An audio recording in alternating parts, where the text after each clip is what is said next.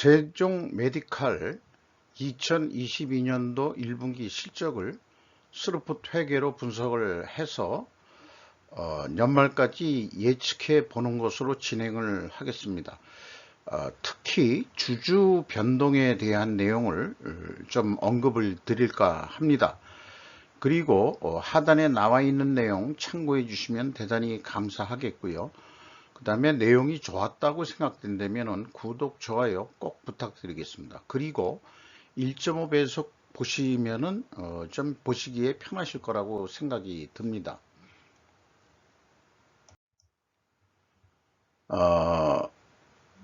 주가를 보면은 7,650원으로서 2021년 말보다 620원 상승했고요.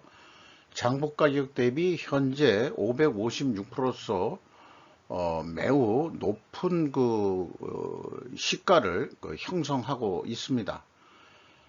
시가총액이 3천억 원대로 그렇게 형성이 됐네요. 그런데 주인이 1년마다 변경되는 상황으로 인식이 됩니다. 2021년도 1분기의 주주 구성을 보면은 개인들로서 이렇게 4명이 5% 이상 주주로서 지분을 소유하고 있는데 올해 1분기에 보면은 최대 주주가 세종 메디칼 컴퍼니라고 해서 16.67% 분이 소유를 안 하고 있는데 최대 주주가 됐어요. 그리고 세종 메디칼 컴퍼니의 최대 주주는 이재철 씨로 100% 지분을 소유하고 있습니다. 그런데 올해 6월 20일 날 이 새로운 주인은 자산을 팔았습니다. 양수인이 주식회사 US 컴 로지스틱이라는 것인데 뭐 딴 걸 판 게 아니고 마곡동 소재의 부동산을 건물을 그러니까 사무실 2채를 팔고 8층에 있는 것도 2채를 파는 것으로 이렇게 되어 있는데 이게 한 90억 원이나 됩니다. 이런 부동산 매각을 했고 특히 지금 이 상반기 결산이 어떻게 나올지 모르지만은 7월 18일에 경영권 변경 등에 관한 체결을 했고 주 목적이 세종 메디칼 경영권 이전이 목적이 되겠습니다. 그러니까 거의 1년 정도도 안 돼 가지고 이재철 씨라는 분은 경영권을 매각을 하고 있는 거죠. 그래서 양도인은 세종 메디칼 컴퍼니고 양수인이 카나리아 바이오엠으로 되어 있는데 이 양수를 받는 기업 카나리아 바이오엠의 최대 주주는 또 국도상사라고 나와 있습니다. 국도상사가 뭐 하는 회사인지는 검색을 안 했습니다. 거기까지 지금 필요성을 못 느끼지만은 어쨌든 이 기업은 이 본업을 지금 중시하려는 게 아니고 최대 주주는 뭔가 세종 메디칼의 주가가 괜찮으니까 기업 사냥이라는 그런 거에 매물로서 이 기업의 어떤 가치를 보고 지금 경영을 하고 있는 것 같습니다. 이런 기업에서 일하는 종업원들의 어떤 느낌이나 사기라는 게 과연 어떨지 저는 그게 매우 궁금합니다. 과연 이런 기업에서 계속 충성을 하고 열심히 일할 직원들이 있을지 그게 이제 걱정이 되는 거죠. 스루풋 손익 내용에 오면은 1분기에 40억 매출을 했는데 12%가 전년 동기보다 증가를 했고요. 그런데 이제 매출에 비례하는 매출 재료비는 50.8%나 크게 상승을 했습니다. 요것만 보더라도 원재료비에 폭등이 있었다라는 상황으로 추정을 할 수 있겠습니다. 원가 회계에 물론 매출 원가라는 것도 그 매출에 비례하는 매출 원가로 인식을 할 수 있습니다만은, 이 매출 원가에는 그 가공비가 배부되어 있다는 그건데, 스르풋은 그 가공비 배부돼서 그 가치를 부여한 그 재고 자산의 가공비를 제거해서 산출하는 그런 구조죠. 그래서 스르풋이 그 절대 금액이 6.7% 상승을 했습니다. 그러니까 요런 정도뿐이 상승을 안 했는데, 거꾸로 스르풋률은 이제 그 하락을 했죠. 그런데 운영 비용은 25.8%나 증가를 했습니다. 그러니까 번 돈보다 쓴 돈이 많으니까 TOE 생산성은 0.94로서 영업손실 그 2억 1,900만 원의 그 손실이 나오게 되겠습니다.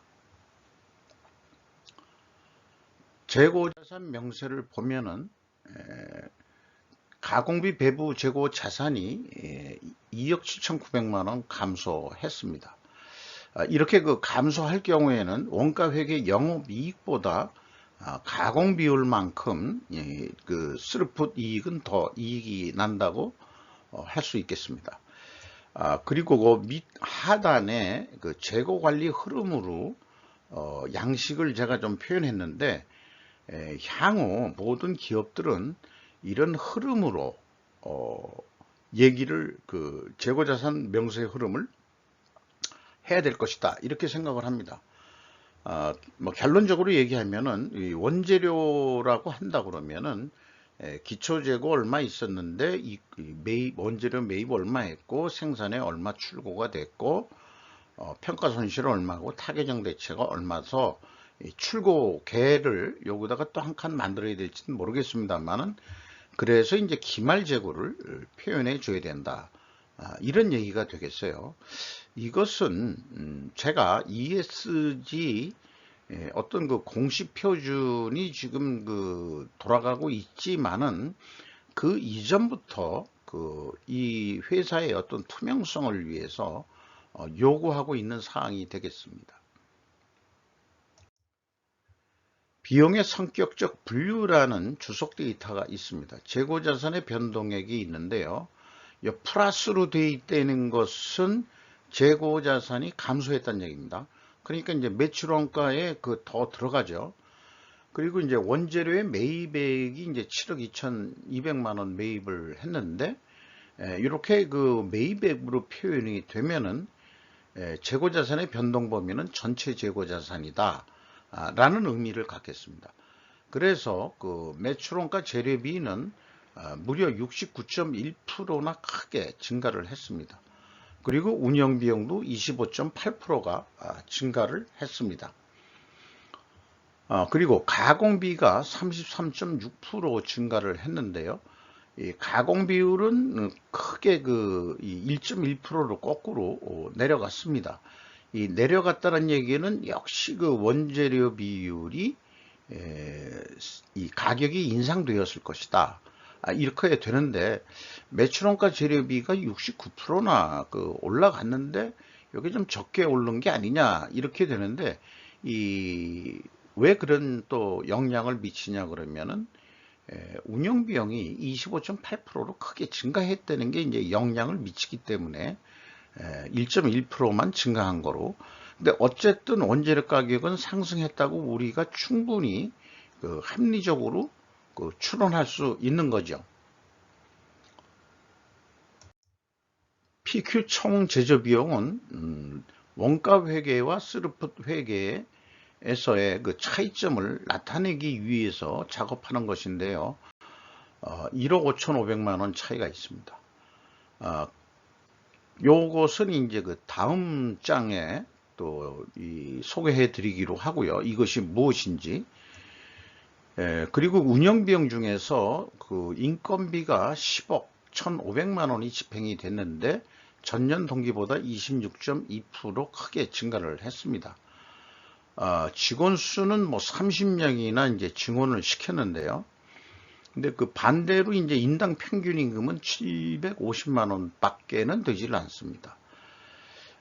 이게 이제 분기, 1분기 그 평균 임금이니까 요거를 4배 하면은 연간 평균 임금은 3천만 원 선이 되지 않겠냐.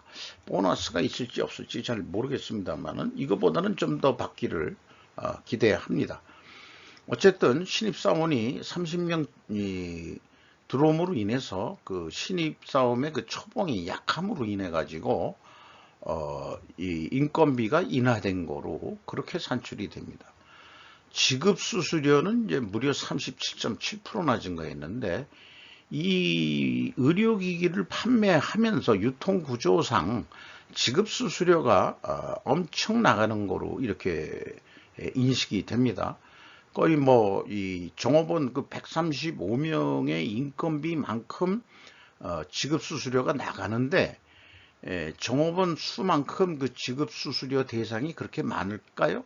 그렇진 않을 겁니다. 아마 그 유통의 전문적인 의료기기니까 병원 등에 어떤 그 납품을 하고 유통시키는 전문 인력에 대한 어떤 그 이 회사 거기에 나가는 그 지급 수수료겠죠. 그 뭐 이런 얘기를 해서 죄송합니다만은 의약품에서도 그 미국 영화에서도 많이 나오지만은 리베이트라는 게 이제 그 공공연한 그 비밀로 되어 있습니다. 처방을 할 때 우리 회사 제품 약을 좀 써주세요. 라고 해서 의사가 협조를 하면은 뭐 당연히 인간적으로 그 리베이트 그 좀 보답을 해야 되는 것이 그 상거래상 예의 아니냐는 통념이 돌아가고 있는데 그게 이제 과하냐 안 하냐의 그 차이점으로 생각이 듭니다만은 의료기기는 뭐 의약품은 아니지만은 그래도 뭔가가 리베이트 성격도 여기 그 지급 수수료에 들어갈 수 있지 않겠냐 그런 어떤 소설입니다. 이거 합리적인 추정 아닙니다. 소설을 한번 써볼 수 있을 겁니다. 그 소설이라는 말보다는 이제 요즘 드라마가 유행이니까 그렇게 이제 드라마를 그 써볼 수 있지 않겠냐 그런 이제 의견을 말씀드리고요. 연봉을 보면서 전에 이런 그 표를 제가 만들어 본 적이 있습니다. 우리나라가 그 국민소득 3만 5천 달러 시대인데 이거면은 이제 우리나라가 국민소득이 세계 10위 안에 드는가 뭐 그래가지고 몇 년 안에 일본하고 같은 수준이 될 것이다 라는 표현이 있습니다만은 일반적으로 이제 그 대기업과 그 중견기업과 소기업의 결산서를 분석해서 그 이 평균 연봉을 보면은 대기업이 그 한 9천만 원에서 1억 1천만 원 선 그냥 여기서는 그냥 단순히 그 환율을 1,000원으로 계산한 겁니다. 그 다음에 이제 그 중견기업이 6만에서 한 8만 선 정도 되지 않겠냐. 이렇게 지금 우리나라 그 현재 그 임금 수준을 얘기하고요. 그리고 소기업 수준이 이제 그 3만에서 이제 5만 달러 선 아니겠느냐. 이제 이렇게 이제 그 분리를 한다 그러면은 임금 구조라는 거나 그 부의 그 구조라는 것이 이제 피라미드 구조로 이렇게 돼 있죠. 대기업은 사실상 국내에 그 많은 그 매출을 일으키지만은 대기업 수는 상대적으로 적은 거죠. 그 다음에 이제 그 중소기업, 중견기업들이 또 포진해 있고, 그 다음에 이제 그 이 중견기업에 또 납품하는 그 소기업들이 있고, 거기 및 자영업자가 우리나라는 수두룩하게 많이 있죠. 저도 이 자영업자에 속해 있습니다만은, 자관 그 하위층이라고 볼 수 있겠습니다. 이름은 세종 메디칼 해가지고 조금 그 럭셔리한데 임금 수준은 연봉 3천만 원이다. 이래 가지고 과연 그 고급 기술의 그 의료기기들을 그 퀄리티 높은 제품들을 생산할 수 있는지 그게 좀 의문이 되는 거죠. 국민소득이 이렇게 떨어지려는지 가능하면 우리가 많은 기업들이 대기업 수준으로 그 올라갈 것을 저는 기대합니다. 세종 메디칼이 주업에 그 충실하지 않고는 이런 그 뭐 중견기업 수준으로 그 올라갈 수 있는 그 여력이 있는지 그거는 매우 의심스러워요. 지금 그 회사를 팔고 사고 하는 거 보니까. 그래서 그 주가가 그렇게 높은 가격으로 형성이 된다면 직원들에 대한 대우부터 잘해주라. 저는 그런 얘기를 해야 되지 않을까 그런 생각이 들어갑니다.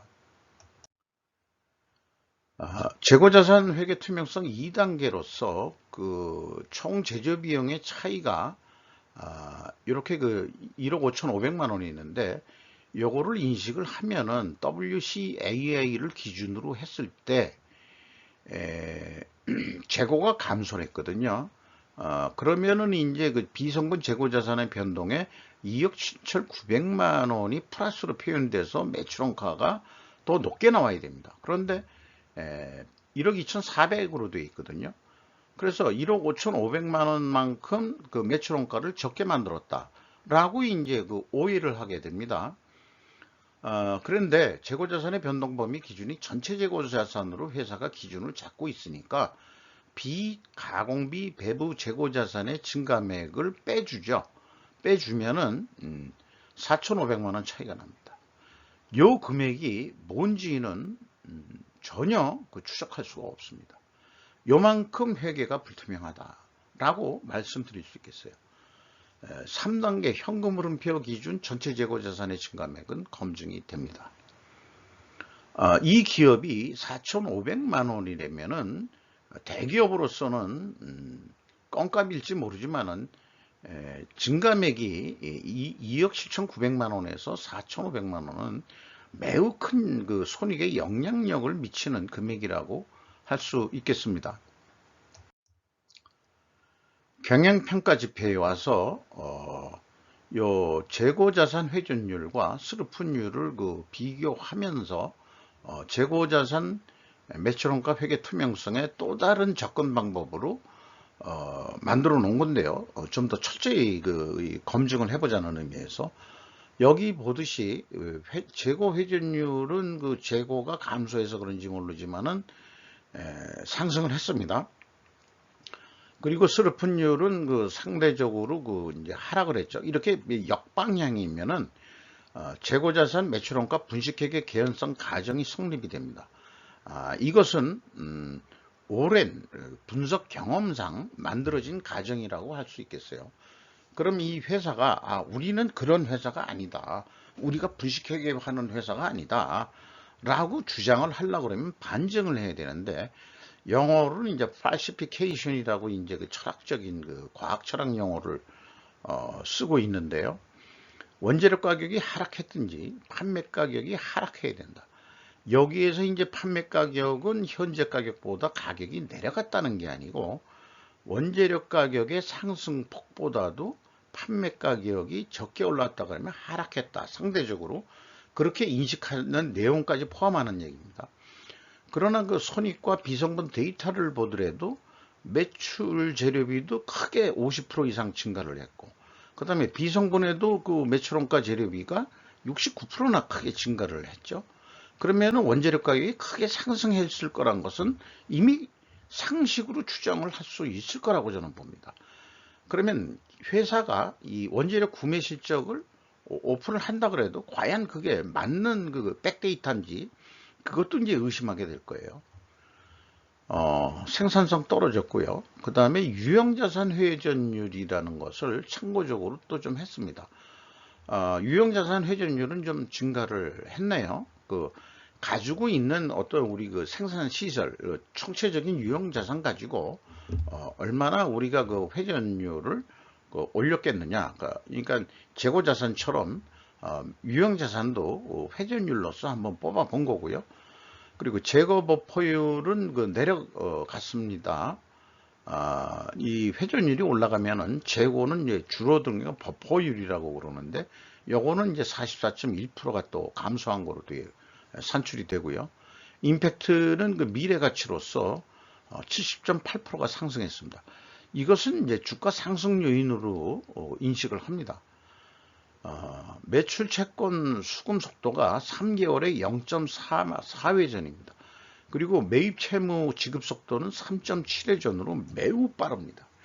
이거가 갭이 너무 크기 때문에 전분기에도 마찬가지지만은 이렇게 그 저조한 매출 채권 수금 속도는 일반적으로 내가 이 3개월 동안에 100을 납품했는데 40%뿐이 이 수금을 못했다는 얘기죠. 그러면은 매출 자체가 허위 매출일 수도 있다는 합리적 추정을 해볼 수도 있다. 원래 이 업계 관행이 그렇소라고 이제 변명을 할지는 모르겠습니다만은 일반적으로 이렇게 우리가 판매한 이 판매대금을 이렇게 늦게 수금해 가지고 어느 사람이 이런 사업을 계속 해나가고 싶을까? 매입 채무에 대한 돈은 빨리 줘야 되거든요. 이 회사가 과연 현금 여력이 충분할까? 이런 생각도 하게 되는 거죠. 이런 생각은 이게 드라마를 쓰는 건 아니고 요거만큼은 그래도 합리적으로 그렇게 한번 추정을 해볼 수 있는 거 아니겠느냐, 이런 생각을 해보게 됩니다. 회사는 친절하게 제품별로 원재료명을 얘기를 했고, 그 다음에 이제 이 원재료 가격 추이들을 자세하게 이렇게 얘기를 했습니다. 그러면은 이제 여기에 뭐 칼날부터 파이프, 이게 뭐 트로카라는 이제 의료기기인 모양이고요. 랩백이라는 게 있고, 랩시그 싱글이라는 게 있는 모양인데, 세 가지 큰 의료기기 제품을 만드는 모양인데, 뭐 상승을 한 게 있죠. 크게 기타 품목도 크게 오른 게 있고, 뭐 일반적으로 이렇게 상승을 했다고 하는데 내려간 품목도 있죠. 그런데 이제 또 원재료의 비중도 소개를 하고 있습니다. 그런데 여기 트로카라는 것은 사출물이 있어요. 여기 원재료 비중에 이게 57.3%나 됩니다. 이 제품별 이 원재료 비중을 여기 얘기를 하고 있는데, 근데 이거에 대한 가격은 공개를 또 안 했어요.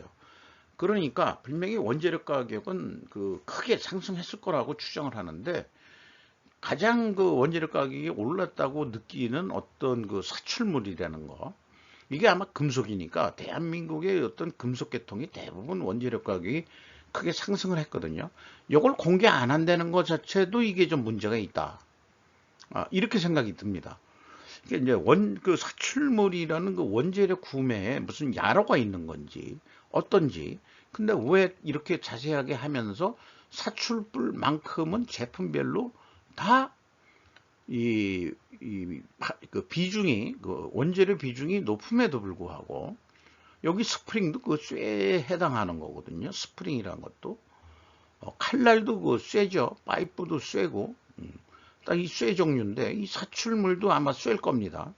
뭐 플라스틱도 있을 수 있을지는 모르겠습니다만은, 제가 뭐 제품 구성 빌 를 알 수 있는 건 아니니까 BOM이라고 그러죠. 빌 오브 메터리얼을 해가지고 그런 이 제품의 구성 요소들을 전체적으로 BOM이라고 얘기를 하고 있습니다만은, 그래서 이렇게 원재료나 판매 가격에 대한 신뢰성은 크게 떨어진다. 따라서 반증이 안 된다, 이렇게 되는 거고요. 반증이 되기 전까지 제가 얘기하는 분식회계 개연성 가정은 계속 유효할 것이다. 또 하나, 이 회사는 제품 판매 가격을 영업 비밀로서 공개하지 않고 있습니다. 그러니까 상대적으로 제품 가격이 크게 인상은 안 될 거라고 추정은 됩니다만은, 그래도 가격을 얘기를 안 하니까 영업 비밀이라는데, 근데 영업 비밀 정도면은 저는 당신네들이 방위 산업이라면 내가 인정을 하겠다. 그러나 민간 기업이라면은 그건 아니지 않느냐. 우리 이제 투명한 사회에서, 투명 사회로 가는 길에서 이게 무슨 판매 가격이 무슨 영업 비밀이냐. 그러니까 영업 비밀로 한다는 얘기는 아까 제가 그 지급 수수료 나가는 이런 꼴을 보더라도 어떤 기업은 크게 비싸게 그 판매를 하고 어떤 기업은 좀 싸게 판매를 하고 이럴 수도 있다는 얘기예요. 그러니까 이제 그 이 리베이트를 얹어 가지고 비싸게 팔아 가지고 그 다음에 이제 돈은 그 좀 그 뒷돈을 준다, 리베이트를 준다. 이런 그 상상을 해보는 게 제가 좀 무리한 드라마를 쓰는 걸까요? 뭐 이런 생각을 좀 해봅니다. 그러니까 클리어하지 언클리어하다. 저는 이제 이렇게 이제 분석을 하면서 느낌이 옵니다. 현금 재무지표에서 캐펙스 자본적 투자는 32억 원이 투자가 됐고요. 종속기업 비율이 이제 그 5.8% 상승을 했습니다. EAT 세후 현금 흐름이 순이익이 202억 2,600만 원이 됐는데 전년도보다도 0.6% 하락을 했습니다. 그 다음에 이제 그 채권자한테 141억 원을 추가로 더 차입을 해서 레버리지율은 44.9%가 됐습니다. 경영권 방어선이 50%이기 때문에 아마 그 2분기 상반기 께 나오면은 요게 또 좀 더 증가했을 수도 있어요. 그러니 7월 달에 최대 주주가 변경되는 사건도 일어나지 않았겠느냐. 주가가 좋을 때 좀 팔아먹자. 그렇게 돌아가는 게 아니냐. 이런 것도 생각을 하게 됩니다. 주주잉여 현금 흐름은 그 전년도 이게 그 이익 배당인데 0.7 올해는 또 없었고요. 그 다음에 FEM 최종 161억 원의 현금이 유출이 됐습니다. 그런데 현금 성자산은 또 무지 많이 가지고 있습니다. 447.5%나 됩니다. 이게 형찰은 꽉 가지고 있는데 영업에는 별로 돈을 안 쓰고 있다. 또 이렇게 이제 얘기가 되는 거죠. 이것도 좀 비정상적인 그 상황이 되겠습니다. 이 잉여금률은 또 거꾸로 내려갔습니다. 이런 그 분석치를 가지고 그 원가 회계 패러다임으로 연말까지 매출을 예측하면은 176억 나옵니다. 이 경우에 매출 원가는 89억을 계산했는데 매출 원가가 산출되는 내역은 요 내역으로 이렇게 그 이 과정을 거쳐서 산출을 했습니다. 이 경우 그 재고가 그 10% 감소한다고 가정을 했습니다. 1분기에도 좀 줄였기 때문에 이것을 납품을 한다고 생각하면은 17,427원짜리 그 견적서를 B2B 거래로서 냈다고 가정할 때 일반적으로 17,000원에 계약이 됐다. 그러면은 요게 이제 적자다 이거예요. 그러면 흑자를 내기 위해서 어떻게 할 거냐? 그러면은 이제 그 매출액이 8% 증가해야 되는데 요게 판매 단가를 올리든지 판매 수량을 올리든지 해야 되는데 이 매출원가 산출하는 방식으로는 요걸 구분해서 할 수가 없어요. 그래서 일단 8% 오른다고 보면은 183억 원 매출을 해서 18,360원이라고 얘기할게요. 그럼 184원 이익이 난다. 이런 경우에 8% 증가했을 때 생산재료비 조금 늘어날 거고 그 비율대로 그 다음에 가공비 증가할 거고 그리고 재고는 10%가 감소할 거다. 이렇게 되면은 총 제조비용보다 재고가 줄면은 매출 원가는 오히려 반대로 늘어나는 게 매출 원가의 아주 그 취약점이죠. 그렇게 해서 이제 그 8%나 힘들게 매출을 일으켜도 더 추가로 184원뿐이 남지를 않는다. 1분기 적자를 고생고생해서 184원 내는 것도 쉽지는 않을 거다. 이렇게 이제 말씀드릴 수 있겠어요. 그러면 이제 스루풋으로 어떻게 이제 연말을 예측하냐 그러면은 스루풋율과 그 재고 회전율의 변동이 없다 그러면은 이제 선형함수로 단순하게 160억 정도를 할 수 있을 거다. 이렇게 이제 예측을 하는데 요 경우는 1분기가 적자이기 때문에 160억을 해더라도 역시 적자는 계속 될 거다. 이렇게 되죠. 그래서 이것을 좀 판매 계획할 때 바뀌긴 바뀌어야 되는데, 우선은 그 손익분기점 함수로 얼마를 그럼 해야 될 거냐 그러면은, 운영 비용은 이제 그 4배가 증가한다고 보고, 그 다음에 이 목표 이익을 109원 남는 거로, 이렇게 이제 그 계획을 해서 스르픈율로 나누면은 172억 원은 해야 손익분기점을 넘긴다. 이런 얘기가 되겠어요. 그러니까 사업계획을, 수정된 사업계획을 172억 원을 매출을 일으키기 위해서 노력을 해야 된다, 이런 얘기가 나오죠. 그러면 이것도 단품 납품이라고 해서 나온 그 데이터를 가지고 다 모아서 견적서를 써보면은 17,017원짜리 견적서를 낼 수 있다. 역시 이것도 이제 17,000원에 계약을 한다 그러면은 93원이 남는다. 이 경우는 이제 그 이익을 이 손실에서 그 전환을 해서 흑자로 109원 남는다, 이렇게 했을 때 계약이 되면은 93원밖에 남지 않는 거로. 근데 아까 원가 회계는 그 17,000원에 계약하면 적자였죠. 근데 스루풋은 흑자입니다. 그게 또 차이점입니다. 그러면은 요거 가지고 되겠냐? 사실 본업에 충실한 오너라면은 좀 더 노력을 해보자라고 으쌰으쌰 할 거고, 그러면 그 수르풋율을 0.1%만 증가해보자. 조금 더 판매 단가 좀 높게 팔 수 있는데 찾아보고 또 좀 노력을 합시다. 뭐 이렇게 되고, 그 다음에 이제 그 재고 회전율을 5.3% 증분하는 거로, 요게 이제 4.7회전인가 했는데 0.2회전만 증가시키는 거거든요. 그러면은 그 매출액이 18,800원짜리를 팔 수 있을 것이다. 이 경우에 그 영업이익은 1,168원이다. 이걸 다시 100만원 단위로 환원해서 얘기하면은 188억 원의 매출을 일으키면은 11억 원의 영업이익을 낼 수 있겠습니다.